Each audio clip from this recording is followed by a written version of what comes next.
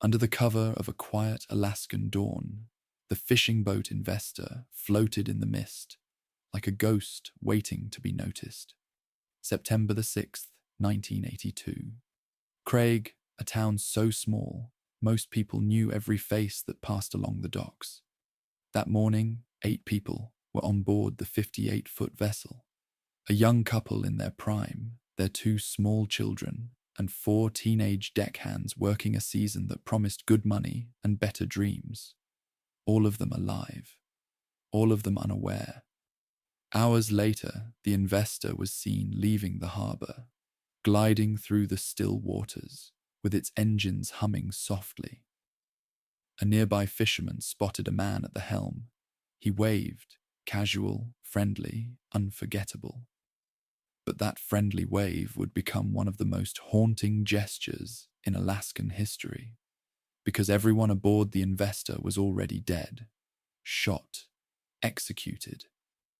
The boat drifted to a secluded bay, and whoever commanded it that day wasn't finished. He returned later in the investor's skiff, a gasoline can in hand. Then flames erupted, a burning inferno consuming fiberglass, wood, metal, and evidence. A whole family, 2 children only 5 and 4 years old, reduced to charred remains before investigators ever reached the scene. The local police chief said the sight made the hair on the back of my neck stand up. He had seen tragedy, but this was something else. A killer who was calm, efficient, confident enough to sail a murder scene through public waters and wave as he passed strangers. Why slaughter a family and 4 teenagers? Why torch the ship afterward? Why leave no clue except horror? Federal authorities arrived later. Alaska State Troopers, the FBI. The eyes of the entire nation locked onto this tiny fishing village. It didn't take long for investigators to focus on a former crewman named John Peel. Familiar with the boat, familiar with the victims. Motive, unknown. But his name fit the kind of story people wanted. Personal grudges, a falling out at sea, a rage that boiled over. He was arrested 2 years later. A massive trial, 6 months of testimony. Hopes for justice hung in the balance as families waited in courtrooms for answers. But the jury couldn't agree. A hung verdict. And in the 1988 retrial, Peel walked free. Acquitted. Not guilty. No murder weapon. No physical evidence strong enough to keep him behind bars.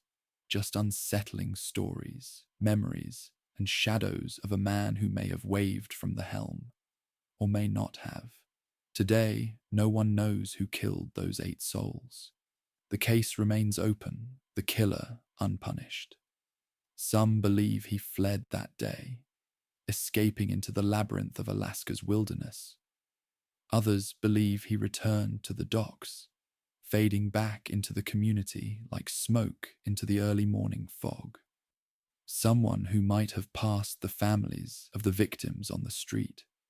Someone who might still talk about fishing seasons long gone. 8 people murdered. A floating crime scene set ablaze.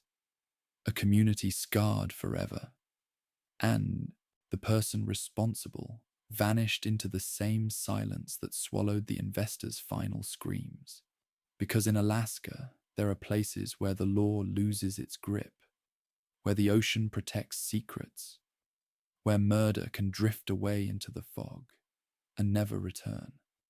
8 people lived and worked aboard the investor. A floating home, a final refuge, a place where they should have been safest.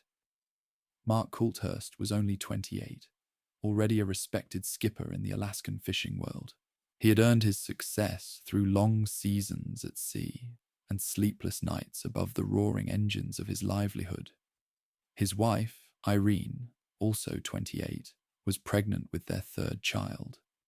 They had built a life on the water, chasing the brief summer season that promised a winter's worth of stability.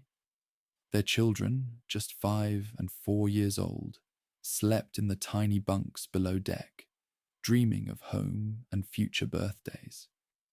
Alongside the family were 4 teenage deckhands, young, eager, and determined. Fishing in Alaska wasn't easy work.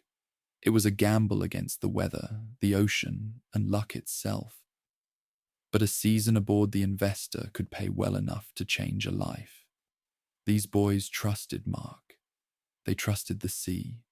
They trusted the promise that tomorrow would come. It didn't. That morning, the small village of Craig bustled with the sounds of docks waking to a day of business. Boats fueled up. Catches were loaded into trucks. Radios crackled to life. And somewhere in the fog, something catastrophic happened aboard the Investor. Something silent. Something fast. Something that left no room for screams. A killer stepped onto that boat and made decisions that cannot be undone. One by one, 8 people were executed with chilling precision. No desperate struggle spilling out onto the deck. No alarms raised. Just an eerie stillness that lingered long enough for someone to take the helm and sail away with the dead. Imagine the unnatural quiet. A boat that should have been busy with laughter, shouts, and clanging machinery, now gliding through the water like a drifting coffin. A stranger waving as he piloted a stolen future, all while the sun rose innocently over southeast Alaska. The remains were later discovered after the vessel was set ablaze. The bodies burned so completely that even the investigators' voices grew hushed when they spoke of what they found inside. Only one truth remained clear. All 8 victims had been shot before the fire. Whoever did this stood on that deck and faced every soul on board. A child's wide eyes, a pregnant woman's pleading heartbeat, young men who still thought they had decades left and pulled the trigger anyway. A massacre without warning, without mercy. Afterward, the killer vanished into the vast Alaskan landscape, leaving a handful of haunting details behind. A mysterious man on deck, a wave to a passing fisherman, a casual confidence that suggested he had done this before, or never feared consequences, because he was never caught. Mark and Irene, their 2 children, 4 teenagers who wanted a better life. 8 people who started that morning unaware of the story they were about to become.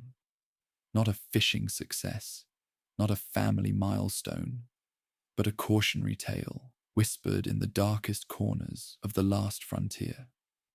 In a place where the ocean preys on the unprepared, someone showed up who was far more dangerous than the sea.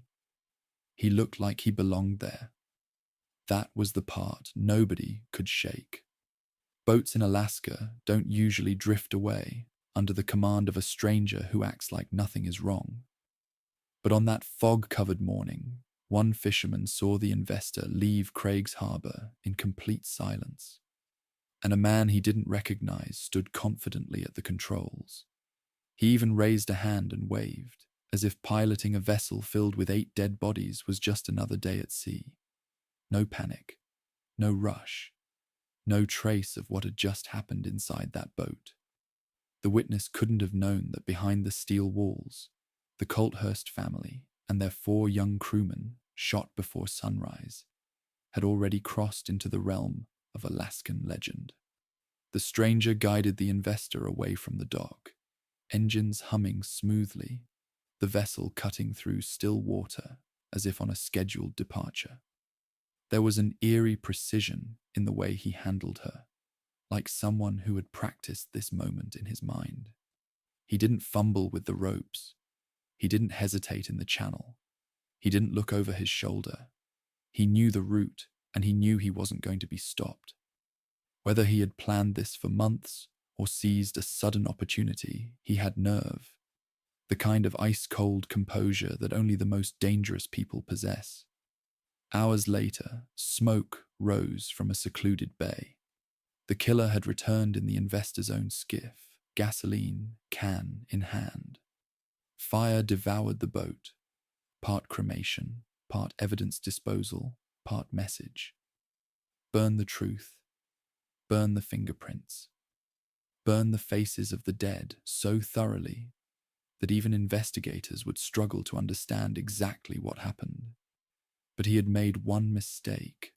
Someone saw him. That wave lodged itself in the minds of everyone who later heard the story. Eyewitnesses tried to remember every detail. The height of the man, the clothes he wore, his hair, the angle of his head. But memory is foggy, especially when the mind hasn't yet realized it watched a killer escape.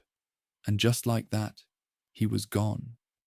He left no frantic wake behind him. He didn't ditch the skiff where it could easily be found. He disappeared with the same confidence he arrived with, swallowed by the endless water and coastline that make Alaska a perfect place to vanish. When the authorities intervened, they searched for suspects. The closest thing they ever found was a former deckhand, John Peel, someone familiar with the investor, familiar with the crew.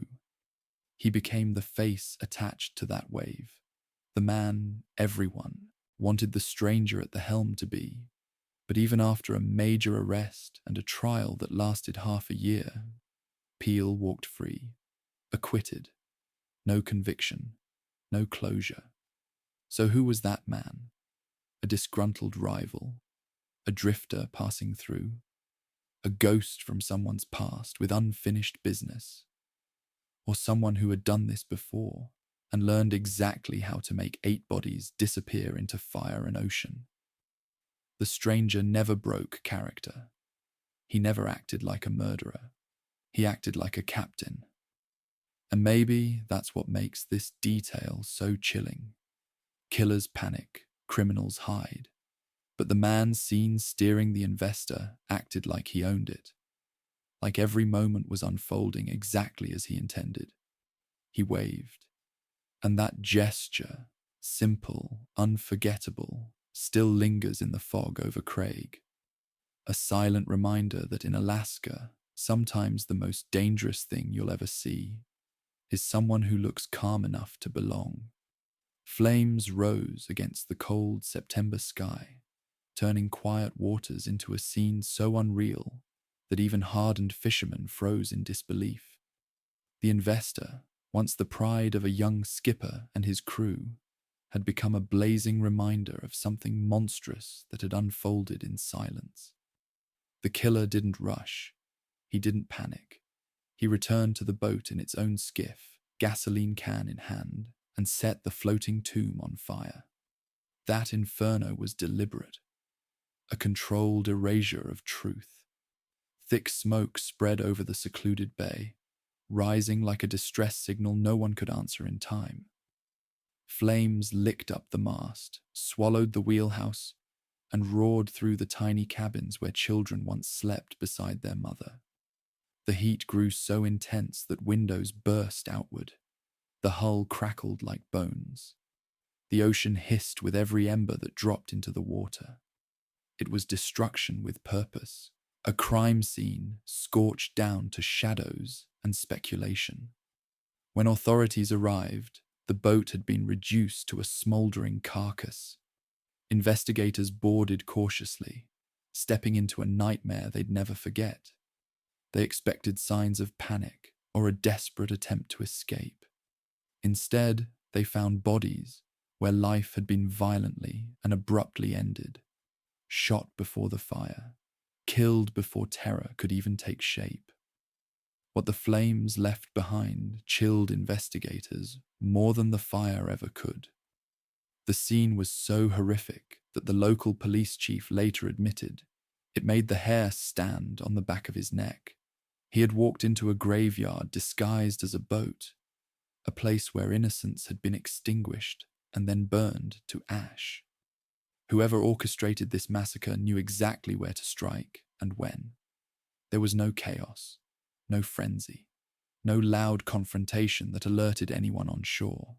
Instead, the killer moved with precision, leaving behind only questions and a charred puzzle investigators would spend decades trying to solve. For a brief moment, the fire served its purpose.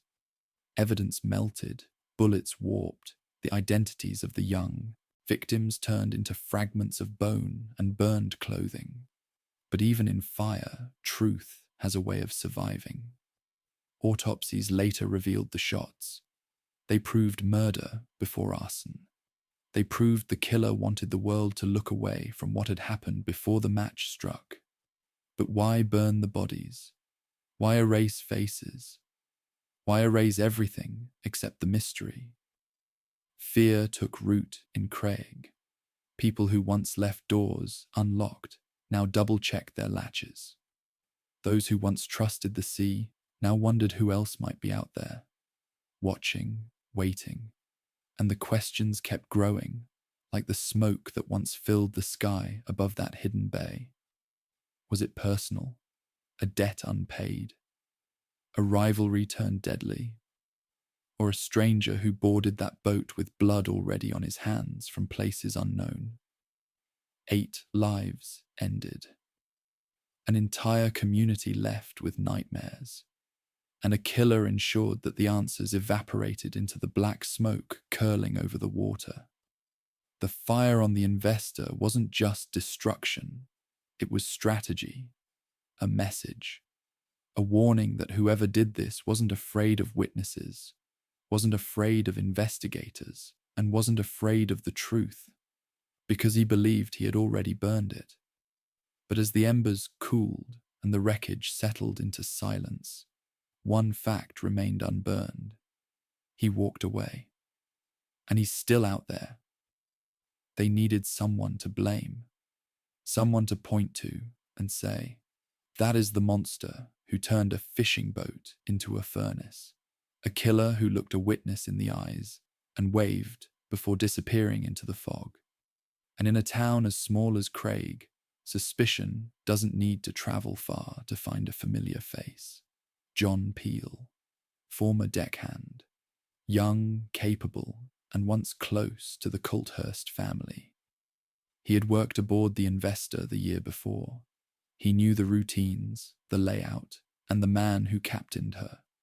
It was enough for whispers to evolve into accusations, enough for investigators to believe they finally had the stranger at the helm. Rumors spun foundations faster than facts ever could. Stories emerged, allegations of bad blood, quiet resentments, nights of heavy drinking that might have sparked some unseen conflict. Peel had been in Craig that night. He had interacted with members of the crew.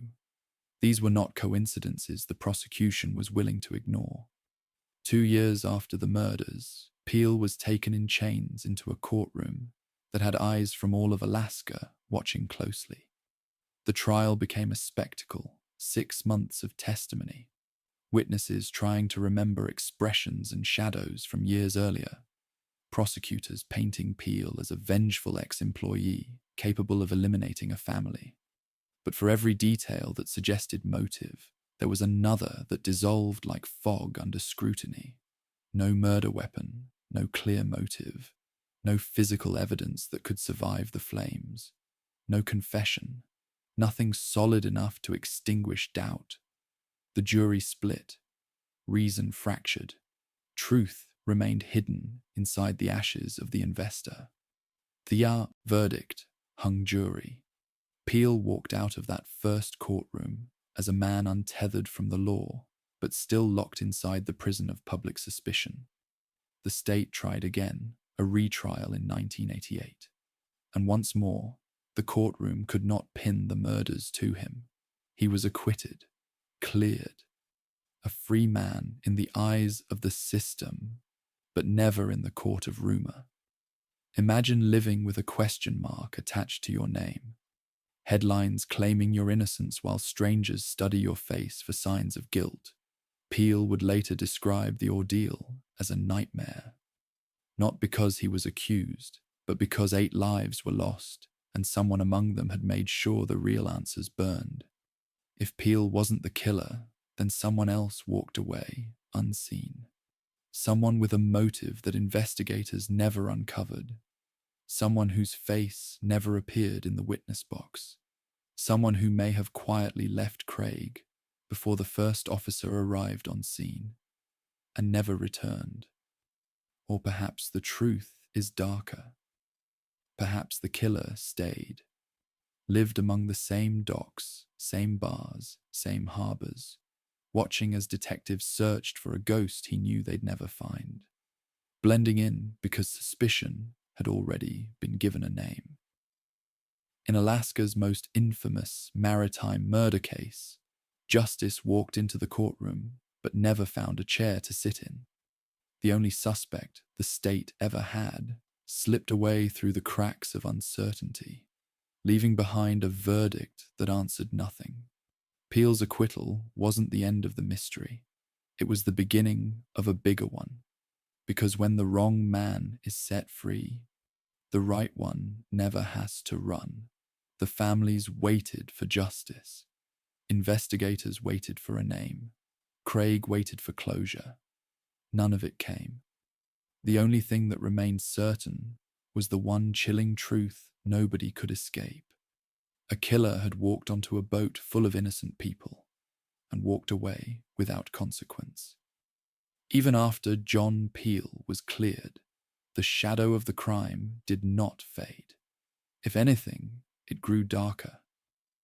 Alaska state troopers reviewed every scrap of charred evidence again and again, hoping that the heat hadn't erased everything. They interviewed every fisherman who worked those docks. They dredged rumors from bars and back alleys. They chased leads across the state, but each one dissolved into the same impenetrable silence that surrounds the investor's final hours. The community whispered theories that investigators never could prove.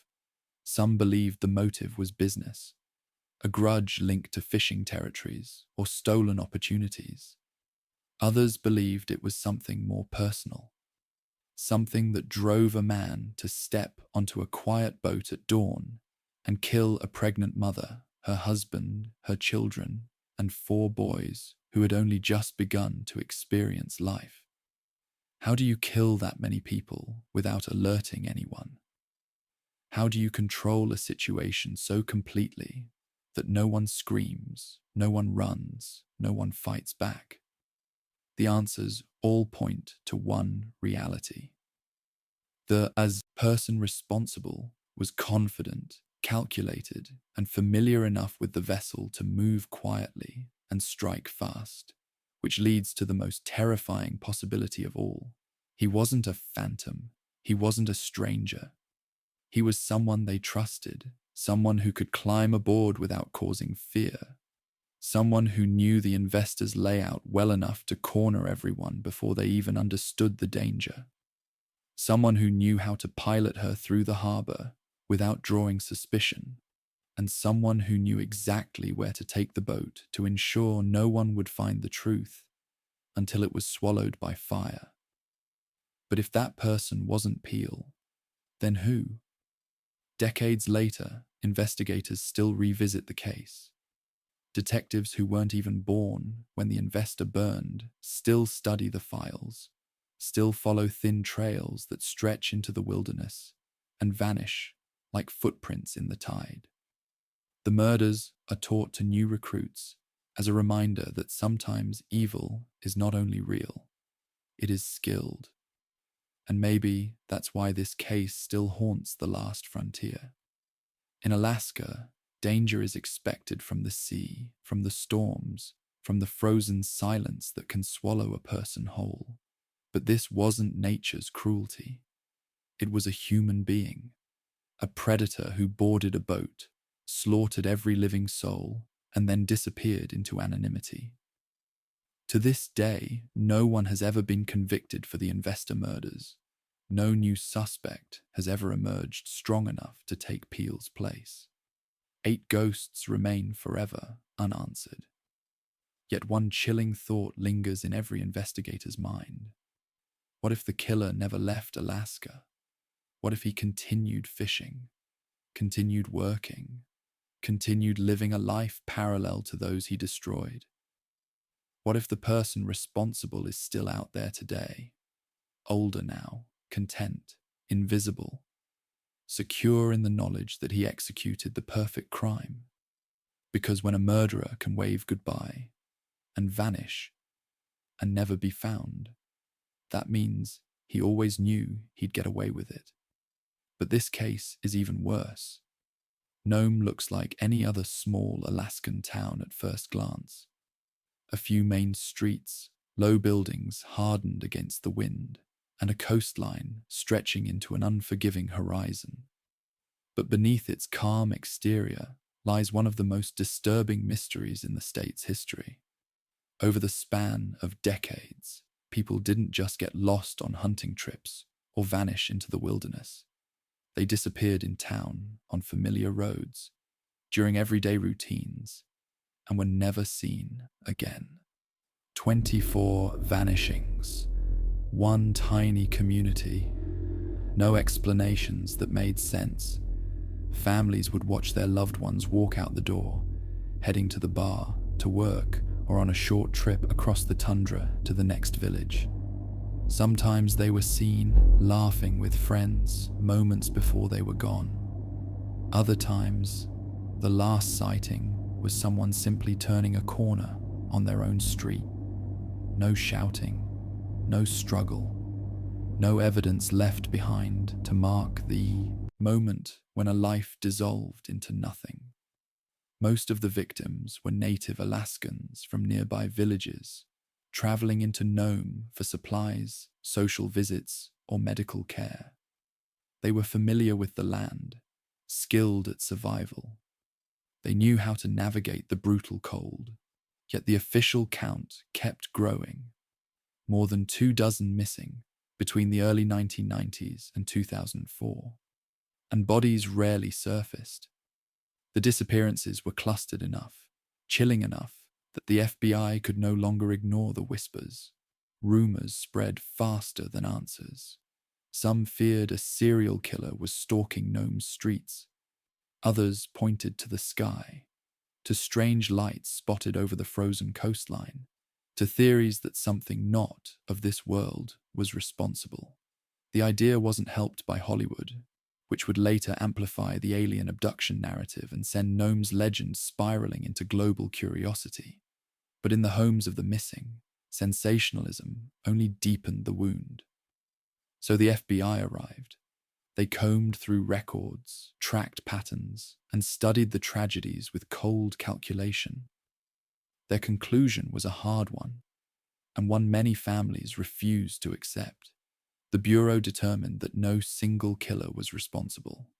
Instead, they said the missing likely succumbed to the deadly elements. Severe cold, icy rivers, disorientation from alcohol, and exposure in one of the harshest climates on Earth. But how does a person disappear without a trace in a town where everyone knows everyone? How does the land swallow someone so completely that even search dogs come up empty? Nome's geography became a villain all its own. Once you step outside city limits, there is nothing but open expanse. A frozen void that can hide a body in minutes and keep it hidden for decades. Temperatures plunge low enough to end a life in under an hour. Tides move fast enough to sweep a person into the sea long before anyone knows they're gone. Still, the math refuses to add up.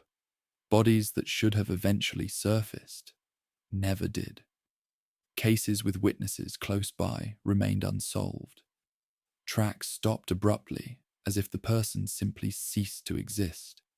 Families stand firm in their belief.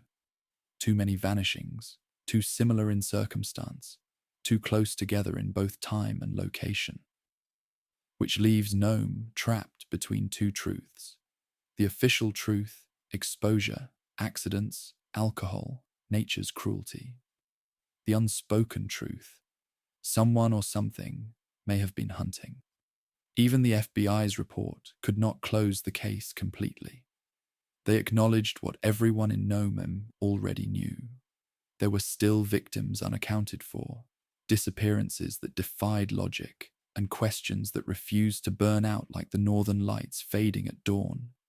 Today, The memory of the Nome disappearances lingers like a cold wind, passing through the empty spaces between homes. People still talk quietly about the ones who never returned. And when winter storms roll in and visibility drops to nothing, even the bravest residents look over their shoulders a little more often. Because in Nome, darkness has a history of taking people without leaving footprints. Something was stalking this isolated town. If nature was the killer, it was unusually selective. If it wasn't, then the true threat might still be watching from the frozen edge of town, and no one knows when it will strike again. Nome is the kind of place where everyone notices when someone goes missing. Not because they expect danger, but because a single disappearance cuts a hole straight through the heart of the community. So when the first few people vanished, fear was cautious. When more disappeared, fear became certain. When over 24 people dropped out of existence between the early 1990s and 2004, fear evolved into something else entirely.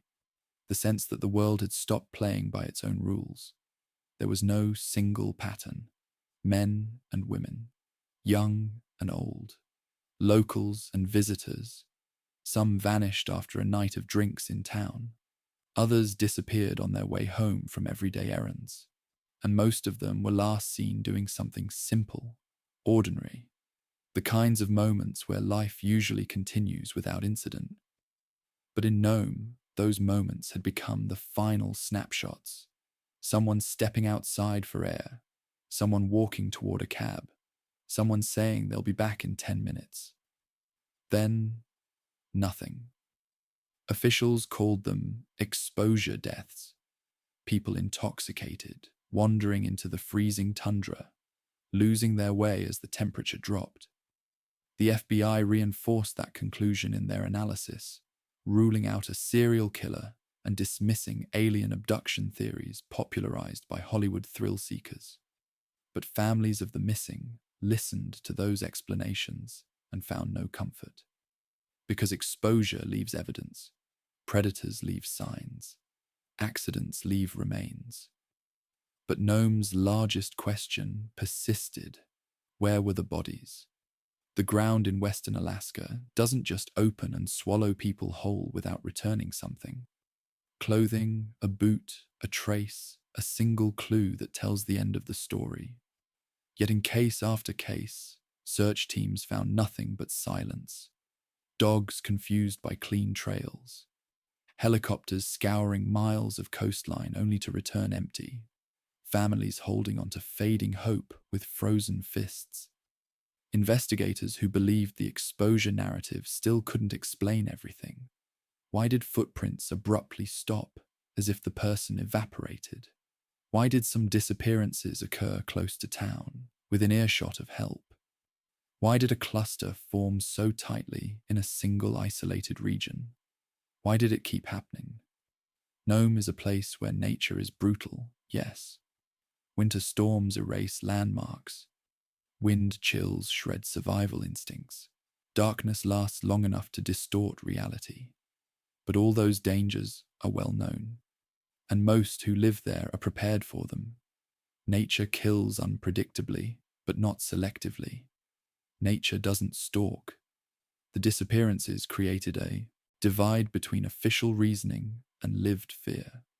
Families refused to accept that so many experienced hunters and lifelong Alaskans, people who survived countless winters, suddenly forgot how to survive their own backyard.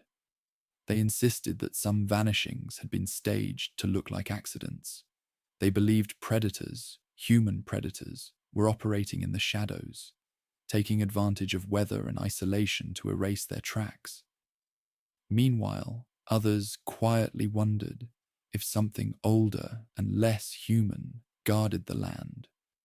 A legend or force that locals had spoken about long before the FBI ever took interest. To this day, Nome stands on that thin edge between logic and nightmare. It is a place where answers freeze before they form. A town where each new winter brings back old anxiety. A community that knows its history too well to feel safe when the sun begins to sink. Because in Nome, people don't just disappear. They vanish as if erased by a hand that prefers its motives unknown. And the most terrifying part is that everyone can agree on at least one thing. Whatever has taken them isn't finished. Rumors became the only explanations that felt honest. When reality offers nothing, the mind builds possibilities. And the darker the mystery, the darker the theories. In Nome, there was no shortage of darkness. Some residents became convinced that a serial killer was prowling their streets. A predator who struck when visibility was low, when the cold was merciless, when no one was close enough to witness the final moment. So many of the missing had last been seen outside bars, stumbling into the icy night after a drink or two. A perfect hunting ground, a perfect cover, a perfect victim pool. The FBI arrived in 2005 precisely because the disappearances looked like a pattern that only a killer could draw. But there was a problem no one could ignore. Killers leave signatures, footprints, patterns in the violence. They leave bodies to be found, trophies displayed for fear or fame. Nome's vanishings had no such pattern. One victim gone after a short walk home, another gone near the shoreline, a third missing on the edge of a familiar road, too scattered to connect, too clean to classify. So fear stretched upward. Nome sits in a place where the night sky feels close enough to touch, where unexplained lights dance above the tundra, and locals whisper stories of things older than the town itself. Before the FBI ever stepped in, some families had already dared to ask the unthinkable. What if the disappearances weren't human at all? Alien abductions. It sounded ridiculous to outsiders, but to the parents, siblings, and friends who had lost someone without trace or body, it didn't feel like fiction.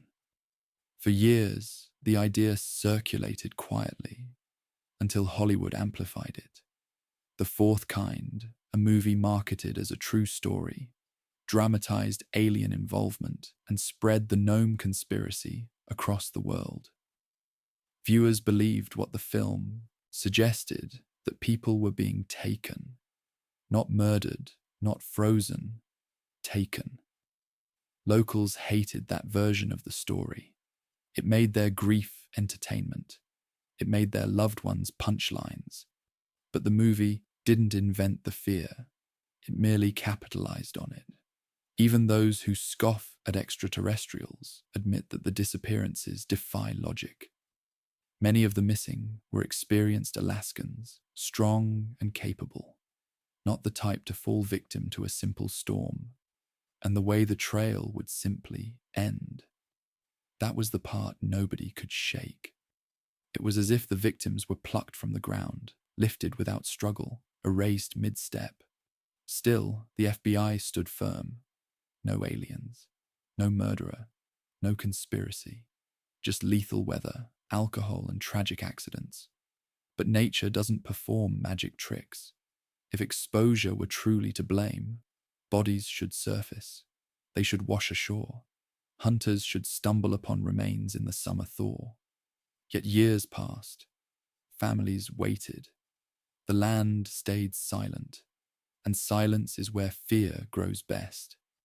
Eventually, even the government's explanation couldn't quiet Nome. Because the community knows their land. They know what storms can do and what they can't. They know their people and what they would never do. And they know that something, someone, or some force began taking residents long before the FBI offered neatly packaged answers. The sky above Nome still flickers at night.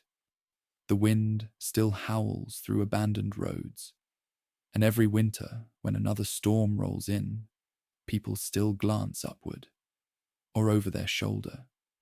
because no matter which version of the nightmare you believe, a killer without a motive is terrifying.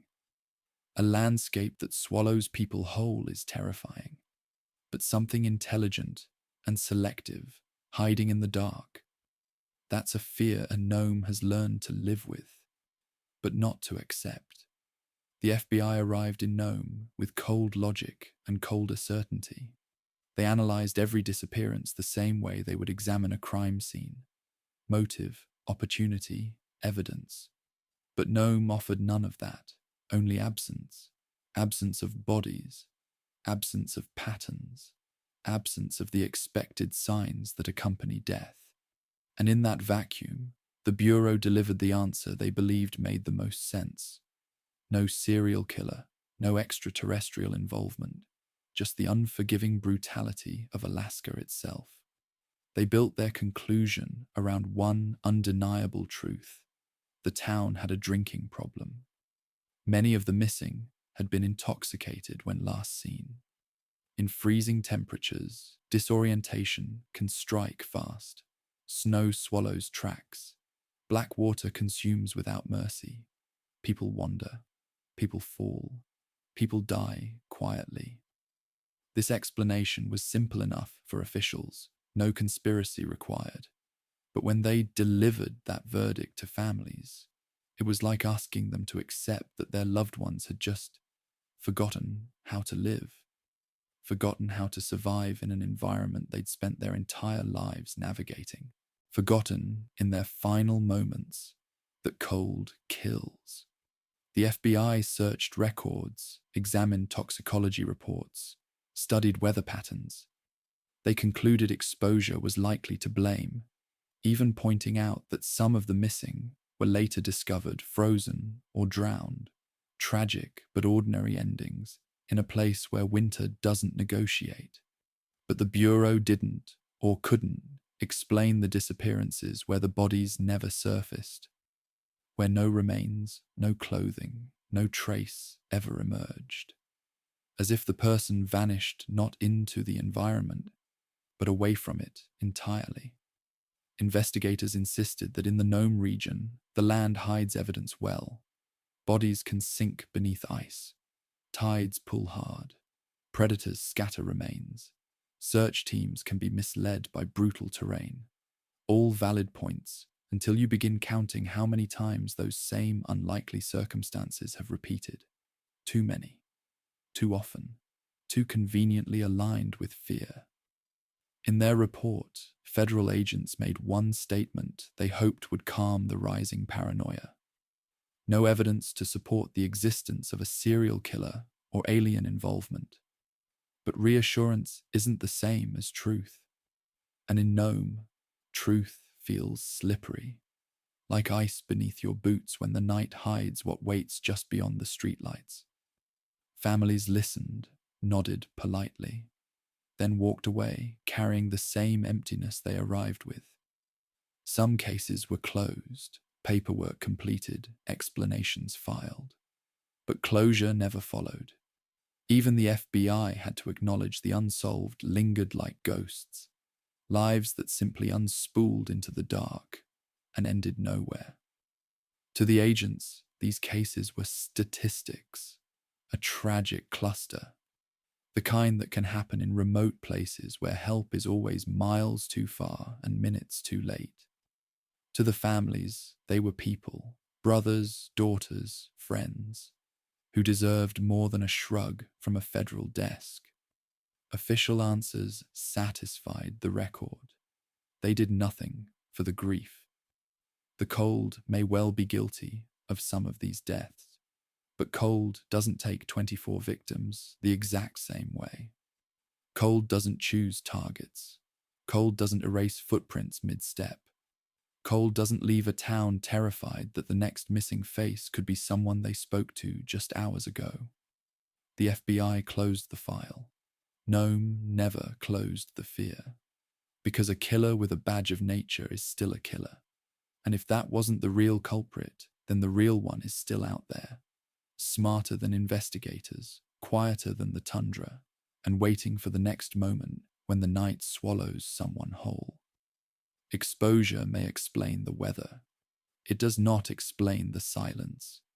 This is where the official explanation stops providing comfort. Because even after the FBI wrapped its investigation, not every name on the list came home. Not every family received remains to bury. Not every question had an answer that made sense. In Nome, the disappearances did not end with a government report. They only became more unsettling. For those living there, the wilderness is familiar, not mysterious. People know the difference between a tragic accident and something darker. The thought that loved ones simply wandered off into the freezing night is not an explanation. It's an insult to those who grew up surviving the tundra.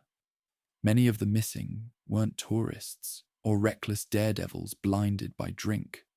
They were locals, skilled hunters, capable men and women who understood the land better than the people investigating their deaths ever could. Families sat in community centers and living rooms with search maps spread out before them. They traced the last known steps, convinced that if they could just understand the path, they could understand the disappearance. But every map ended the same way, with a blank stretch of terrain where tracks should have continued but didn't, with a shoreline where the waves should have washed something back but hadn't, with open land so wide and so empty, it should have revealed something, anything. Nome's residents learned to live with contradictions. The FBI insisted there was no single human predator, but multiple cases still felt like the work of someone watching, choosing, waiting for the exact wrong moment to strike. There were stories whispered in bars late at night. Someone seen offering rides to people leaving town alone. Someone noticed lingering near roads just before another disappearance. Yet none of those accounts ever led to a suspect. What terrified people most was the sensation of being observed. In Nome, isolation doesn't mean solitude. It means vulnerability. Houses sit far apart. Darkness spreads early. Roads stretch out into miles of nothing. And somewhere beyond the edge of visibility, something, or someone, seemed to operate with full control over whether a missing person would ever be found again. To many of the families, the idea of tragic accidents or deadly weather did nothing to explain the emotional truth. They didn't feel like they had lost someone to nature. They felt like someone had taken them. That belief hardened into conviction when the disappearances slowed but never truly stopped. The FBI left. Reporters moved on. Hollywood cashed in on fear. But Nome remained trapped inside the unanswered. Parents still looked toward the horizon, as if expecting a silhouette to return one day. Siblings still paced the streets where the missing were last seen, trying to retrace footsteps erased by time. Friends still gather during storms, alert and awake, because they know that danger often arrives dressed as ordinary circumstances. And the land, vast and silent, offers no response, just open space and open questions. Those left behind cling to rituals of remembrance, photographs pinned to walls, names spoken aloud during community gatherings, candles lit against the freezing dark. They hold on to hope even when logic says hope has long expired. Because as long as no body is found, as long as nature has not proven itself the killer, the mind refuses to bury the heart's disbelief. These disappearances did more than create fear. They created doubt, the kind that rewrites a community's understanding of itself, the kind that changes how people walk home at night, the kind that makes every unreturned phone call feel like the beginning of another story nobody will ever be able to finish. The FBI offered closure in a folder. Nome received only enduring suspicion, and families, the ones who still set an extra place at the table in case their missing return, carry the weight of knowing that every unanswered question is a doorway left open. Because the truth isn't buried out in the snow. It's missing, just like the people whose absence still haunts Nome. Nobody in Nome ever truly moved on. Years passed. The headlines faded, but the fear never did. Because in this remote Alaskan town, silence isn't peaceful, it's predatory. And the most terrifying part of these disappearances wasn't that people vanished. It was that they vanished near home, on familiar ground, surrounded by people they knew, within reach of safety that somehow failed them. Families kept insisting that the explanations didn't match the reality they lived with every day. Exposure might claim a traveler who underestimated the ice. Alcohol might confuse someone in a winter storm.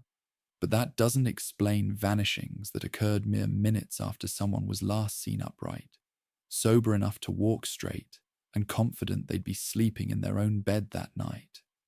One mother said she could still feel her son's presence in the house, unfinished conversations echoing through the rooms. Another father refused to change his missing daughter's room, convinced she would return and need everything exactly as she left it. Jars of notes, printed missing posters, handwritten logs with every detail. Families built entire archives trying to solve what law enforcement had chosen to close. Suspicion crept into daily life. When someone missed a check-in message, panic didn't take hours to build. It took seconds. Residents became experts at scanning the edges of town. Parents pleaded with children not to leave the streetlights. Friends made pacts to never walk home alone. The normal fabric of living stretched tight under tension, ready to rip at any moment. And while the FBI insisted nature was responsible, nature doesn't choose only a single place. Nature doesn't remain confined to city limits. Nature doesn't wait for nightfall or for someone to take a short walk after a beer. People did that. Or something that watches people did that. The town's most unsettling question became the one nobody wanted to ask aloud. If these disappearances were all accidental, why did they happen here? And why did they happen so often? Nome isn't a transient tourist city. It's isolated at the edge of nowhere. You don't end up there without intention. Everyone knows everyone. Outsiders are noticed, yet a threat managed to move within the community, seen but never identified, present but never caught. Whispers spread about vehicles seen slowly pacing the streets, about footsteps behind someone that stopped the moment they turned around, about strangers offering rides to people leaving bars late at night. None of these encounters were criminal by definition. But paired with the disappearances, they became a blueprint for paranoia. Still, fear alone couldn't provide answers. The community needed something more, a sign that someone was still fighting for truth. So families formed alliances. Indigenous advocacy groups demanded deeper investigations, refusing to accept exposure as a blanket explanation anymore. They pushed for every missing case to be re-examined, properly documented, and acknowledged for what it might truly represent. A series of unfathomable crimes hidden behind the mask of harsh weather and cultural bias. This pressure forced authorities to admit what they once dismissed, that a number of cases remain unsolved with no trace of remains and no definitive cause. Those are the cases that keep Nome awake. Because if someone or something hunted here once, it could happen again. And every time another resident doesn't return home, the same dread resurfaces. Did they freeze in the darkness? Or did the darkness take them? That uncertainty is the legacy of the Nome disappearances. A chill colder than any winter wind. A fear that this place, beautiful in the daylight, becomes something else entirely when night falls. Something patient, something watchful, something that knows how to remove a person from existence without leaving a single footprint behind. The FBI packed up their files and moved on. Nome never got that option. But if you thought that this was sad, wait till you hear this case. July 1st, 1995. Girdwood, Alaska. A summer day filled with music, art, and dancing crowds at the forest fair. It was the kind of event where people let their guard down, sunlight filtering through trees, laughter echoing between food stalls, strangers smiling like neighbors. And among them was 24-year-old Erin Marie Gilbert, excited and hopeful, enjoying a first date that held the promise of something new. She had moved to Alaska recently, ready to write a new chapter of her life. An aspiring novelist, a young woman with ambition and curiosity.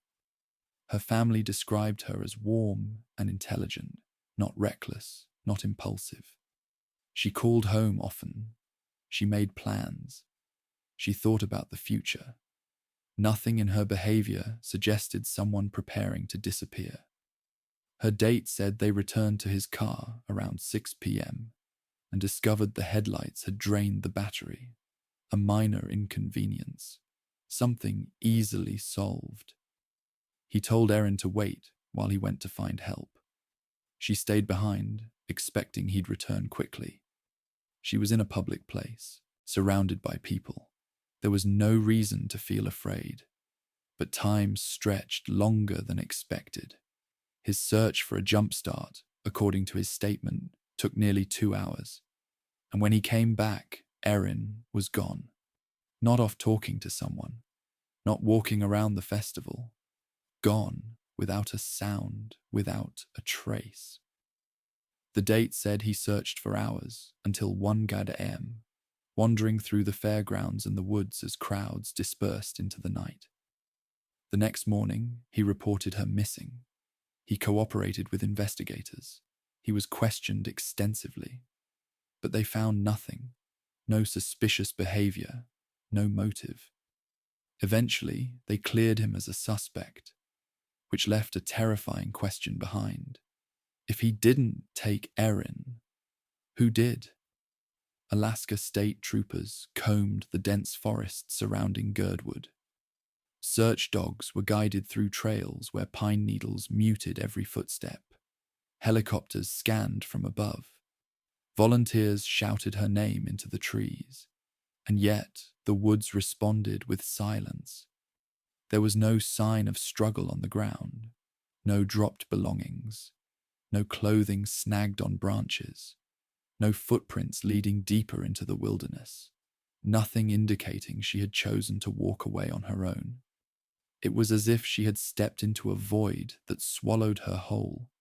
Families of missing persons know a special kind of torture, the agony of unending uncertainty.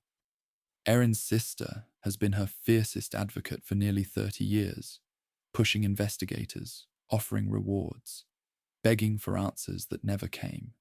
She continues to insist what feels obvious. Erin would not have vanished willingly. She would never leave without telling someone where she was going. There was no fight with her date, no financial trouble, no emotional crisis. She wasn't running. Someone forced her off course. Speculation took root like weeds in the forest soil. Did she accept a ride from a predator posing as help?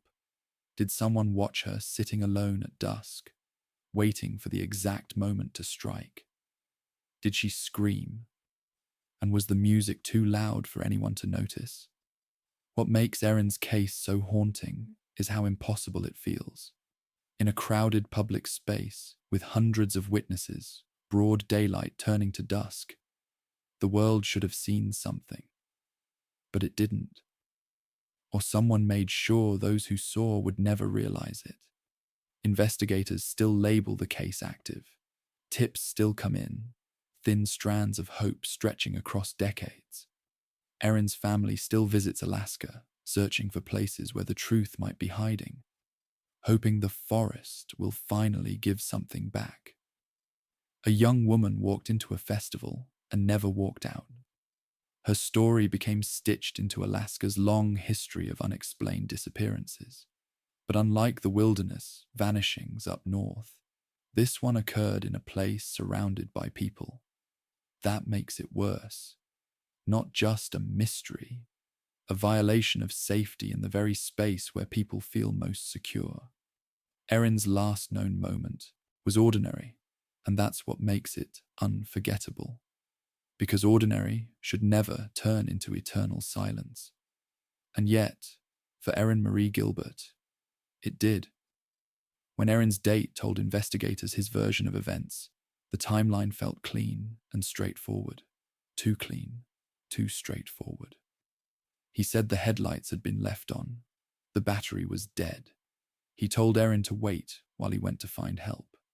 According to his statement, he searched for nearly 2 hours before returning, only to find the passenger seat empty, the door still closed, no sign of where she went or why.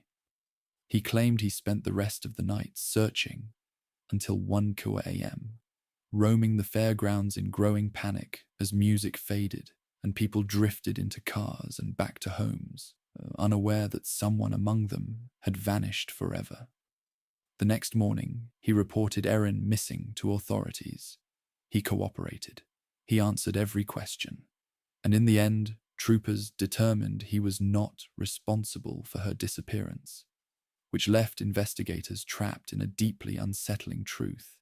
Erin had disappeared from a crowded festival full of witnesses. Without a scream, without a struggle, without anyone noticing, she was gone. Search teams began with the simplest theory. Maybe she left to find him. Maybe she went to get help. But as hours turned into days, that theory dissolved. Extensive searches across Girdwood's forest yielded nothing. No torn clothing, no signs of falling or injury, no trace that she had wandered off willingly or accidentally. Her family rejected the idea that she walked away. Erin was grounded, responsible. She had plans to return home to Washington, to continue writing, to live a future she talked about excitedly. There was no indication she intended to vanish. Her older sister fought hardest to ensure Erin wouldn't become just another cold case file. She traveled to Alaska repeatedly, reunited with investigators, even hired private help as years ticked by with no answers. Authorities considered predators. It wouldn't be the first time someone lurking on the edges of a public event waited for opportunity. Hundreds of people moving in every direction, voices echoing, music drowning out warning signs. Erin would have been alone at the very moment daylight surrendered to dusk. In those conditions, abduction could happen in seconds. But predators leave traces, fibers, footprints, sightings, witnesses who remember a strange face or suspicious vehicle. In Erin's case, there was nothing. So the investigation turned inward, examining every detail of that night. Did someone watch her sitting alone in the car, vulnerable and waiting? Did she encounter someone she trusted, someone who convinced her to step away? Would she have left the vehicle willingly if she believed help was finally offered? One reality keeps investigators awake. The Girdwood Forest Fair was supposed to be safe. Erin didn't go hiking into remote wilderness or take a risky late night walk alone. She was exactly where anyone would expect safety in numbers, and yet she vanished anyway. No purse abandoned, no phone trail to follow, no body to recover, no evidence to point anywhere. Just absence, clean, precise, devastating. Nearly 30 years later, Erin's case remains active because it still feels solvable. Someone saw something that didn't register as important at the time. Someone remembers a face, a car, a moment that felt strange. Anyone could still hold the key, buried somewhere in fading memory. Her story has become a haunting reminder of how quickly normal life can turn into nightmare. One tiny interruption in an otherwise ordinary evening, one mechanical failure, one decision to wait alone. That was all it took. Erin Marie Gilbert didn't walk into the wild. She vanished from the center of a celebration, surrounded by people, with every reason to believe she was safe. Whatever happened in that brief window, when her date disappeared into the crowd and the sun slipped behind the mountains, left no trace except a single chilling thought. Someone out there knows exactly where she went. They searched for Erin as if she were still alive, as if she were somewhere close enough to hear her name echoing through the trees. The moment her disappearance was reported, Alaska state troopers moved fast, aware that every hour lost in the Alaskan wilderness can cost a life. Volunteers from Girdwood joined the effort, combing trails and creek beds. Search dogs swept through dense patches of forest where sound disappears and the shadows seem to shift with every step. Helicopters scanned the area from above, blades chopping the air in rhythmic urgency. Nothing. Not a footprint. Not a piece of clothing. Not the slightest indication that Erin had ever walked beyond the festival grounds. It was as if she had been lifted out of reality without touching the earth beneath her. The trooper who later described the scene said it felt like she vanished into thin air. Words no investigator uses lightly. Words that usually signal something far more deliberate and far more sinister than an accident. But they were the only words that made sense. Every direction the search teams turned offered the same answer: silence. Girdwood became a town on edge. Locals who had walked the forest trails their whole lives suddenly avoided them. Parents held children closer. Even seasoned outdoorsmen admitted they felt something watching them in the woods. A pressure in the air, a presence that didn't belong. Erin's disappearance was unlike anything they had seen before, and the unknown has a way of reshaping how people breathe, how people move, how people fear.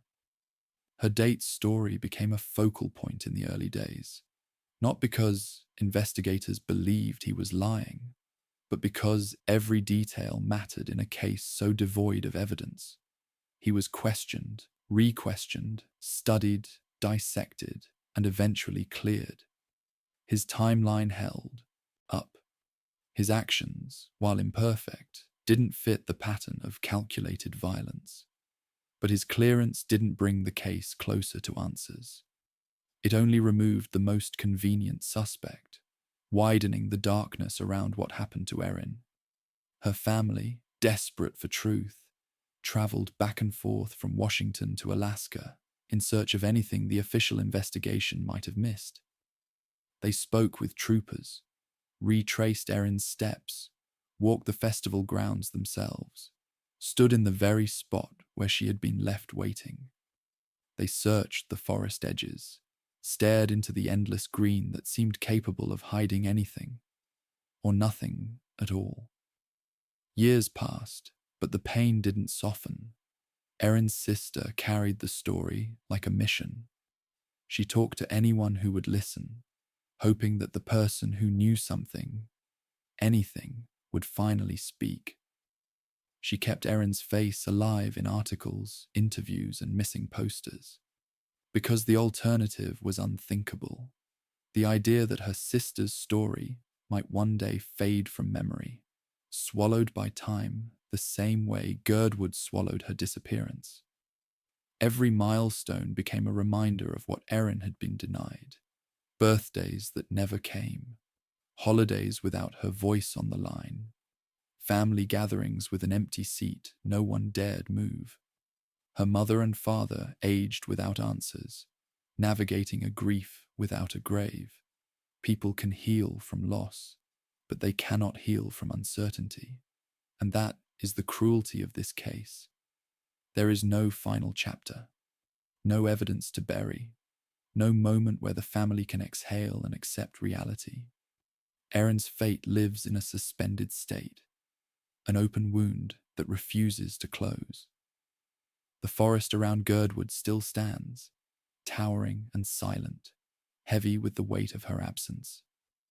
The fair still returns every summer, music drifting through the same clearing where Erin once walked. Strangers dance and celebrate without realizing they are stepping across the invisible lines of a mystery that remains unsolved. Every year, troopers receive new tips. Most lead nowhere. Some stretch hope just long enough for heartbreak to return. But the case remains active because cold cases don't die. They wait, and Erin's family continues to wait with it, carrying the belief that someone, somewhere, still remembers something they haven't shared. A young woman went to a festival and never made it back to her car. That should be impossible. And yet, it happened, which means it can happen again. That thought is what chills investigators, locals, and Erin's family most of all. Because if a person can vanish without a sound in a crowd, then safety is nothing more than an illusion. Investigators tried to make the pieces fit, but there were no pieces, no trail to follow, no reason for Erin to leave that car. Everything she owned, identification, purse, keys, was left behind, sitting exactly where she had been moments earlier. People who choose to disappear don't leave every lifeline to their identity behind. People who run away don't usually vanish barefoot into the woods without a single plan. Erin wasn't running. Something, or someone, interrupted her life in an instant. When the date was officially cleared and suspicion dissolved from his name, the case entered a new kind of terror. The realization that the threat hadn't come from beside her. It came from somewhere unknown, and that terrified investigators even more. If a stranger approached her, why did nobody hear? Why did nobody see? The forest fair was a loud, crowded environment. Hundreds of eyes watched every direction. Abductions are sloppy by nature. Fear creates noise, surprise creates resistance. But whatever happened to Erin was quiet, invisible, undetected by the masses standing only meters away. The forest surrounding Girdwood is thick, branches knit tightly overhead, moss swallowing sound, roots twisting through ground that hides footprints easily. It is a place where someone could drag a body only a few feet from a public path and never be noticed. But if Erin had been forced into that wilderness, search dogs should have caught a scent. Experts should have found at least one sign. Instead, the search grid stayed empty. Troopers admitted they were baffled. It felt like a disappearance without physical contact, an event with no evidence of the event itself. As months turned into years, theories divided into two frightening paths. One pointed into the forest, toward the possibility of a predator, someone who understood the terrain and had seized a moment of vulnerability. The other pointed into society, a person walking among the same crowds that searched for Erin's name, someone who could smile, nod, hold a conversation, and never reveal the monster beneath. Both theories felt plausible. Both made the skin crawl. Her family clung to the reality they knew. Erin was excited about life. She had a plane ticket home. She kept journals full of goals. She talked about becoming a writer, building a future, finding meaning in her time in Alaska. People with plans don't simply evaporate. She didn't step into the woods willingly. She didn't change her mind about living. She vanished into thin air, the trooper said, and that phrase has echoed ever since, because no one can improve upon it. The disappearance shattered Girdwood's sense of safety. Parents questioned every decision, every outing, every moment their children spent out of sight. Friends formed watch groups during festivals. Locals stopped assuming that the person walking beside them had kind intentions. The idea that someone capable of abducting a woman in plain sight might still be out there, undetected, unpunished, left a hole in the community's sense of trust. Even today, troopers occasionally revisit the case, hoping modern technology can reveal something the 1990s couldn't. Each time they return to the files, they stare at the same void, an empty space where answers should be. Erin's family continues to push investigators, refusing to let her become just another cold case lost to time. They offer rewards. They speak to media. They share memories so she cannot be forgotten. Because forgetting her would mean accepting the impossible, that a person can cease to exist in a crowd without leaving the world a single clue. Erin remained exactly where she was told to wait. She trusted the moment, trusted the people nearby, trusted the world around her. And the world betrayed her. Whatever happened in those lost minutes transformed a lively, thoughtful young woman into a story that never gains a final chapter. It became a reminder that danger doesn't always look dangerous. Sometimes it stands close, unnoticed, waiting for the split second when nobody is watching. Her family still keeps a light on for her return. Investigators still keep the case open. And Alaska still holds its secrets tightly, refusing to reveal what truly happened between 6 p.m. and the moment someone realized she was gone. In Girdwood, the festival music has long faded, but the silence that replaced it has never stopped echoing. Her family refuses to let Erin become a memory sealed inside a case file. Even as weeks turned into months and months into years, they pushed forward with a determination that only those who love the missing can understand. Erin's older sister, in particular, became the voice and engine behind the fight for answers. She returned to Alaska again and again, walking the same grounds her sister walked, speaking with investigators, handing out flyers, searching the eyes of strangers for a flicker of recognition. She has been the one to keep Erin's story alive when the rest of the world began to forget. Her family's belief is unwavering. Erin did not vanish on her own. She was taken. Something stopped her from going home that night. Something intelligent and dangerous. They know this because she was excited for the future. She talked about moving up in her career, about writing, about someday getting married. She called home regularly. She made plans for the days ahead. People don't simply abandon futures they are looking forward to. The longer Erin remained missing, the more her family realized they were fighting not only for answers, but for attention. Media cycles move on. Crowds forget. Cold cases freeze deeper into archives. So they spoke publicly, reminding anyone who would listen that a young woman disappeared from a crowded event without a single person noticing. They partnered with organizations who advocate for missing persons. They worked with private investigators to dig into possibilities law enforcement could not or would not explore. They even offered rewards, money in exchange for the truth, no matter how painful. Every step came with its own heartbreak. Tips that sounded promising turned to dust. Reported sightings unraveled into cases of mistaken identity. Search efforts, funded by their own sorrow, revealed nothing but silence. But the family didn't fold under the pressure. They refused to let the world misinterpret Erin's disappearance as just another frustrating tragedy of Alaska's wilderness. She wasn't hiking alone. She wasn't lost in a storm. She was surrounded by people and then gone. Her case became one of the most perplexing missing person mysteries in the state. Troopers continued to receive and evaluate new information, unwilling to close the file, because even they could see how little made sense. Active cold case became Erin's official status. And active meant hope, fragile, flickering hope. The community who once celebrated carefree beneath summer skies now carries caution in their footsteps. They remember Erin.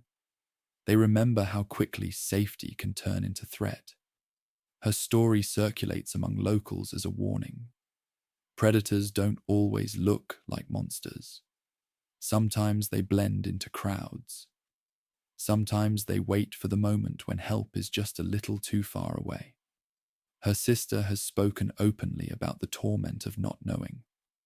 When you have a missing person in your family, I don't think you ever really get to that grieving point, she said, because grief requires certainty, closure, a body laid to rest. Erin's family has none of that. Only questions, only fear, only hope that hasn't given up. There is a unique pain in waiting. Birthdays arrive, chairs remain empty, family gatherings feel incomplete. Every phone call brings the possibility, however small, that someone has finally remembered something, or that a discovery in the woods has revealed a clue. And with each passing year, the same agonizing loop continues. Maybe today, maybe tomorrow, but maybe isn't enough. Nearly 3 decades later, Erin's disappearance remains a haunting reminder that the world can fail to protect even those who stay in plain sight.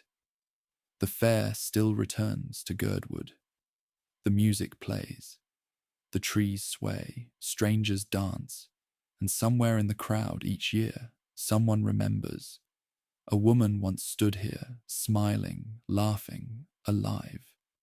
Then she stepped out of sight for only a moment, and the moment changed everything. Alaska is a place where the land itself can feel sentient, watching, waiting, hiding more than it reveals. And in these 3 cases, the silence speaks louder than any found evidence ever could. A family on a fishing boat, slaughtered and burned without a trace of the killer. A town where people vanish so often it becomes a grim expectation. A young woman who disappears in the middle of a celebration, surrounded by hundreds. These are not stories of misadventure or bad luck. They are stories of unanswered violence, stories stitched into the darker corners of the last frontier.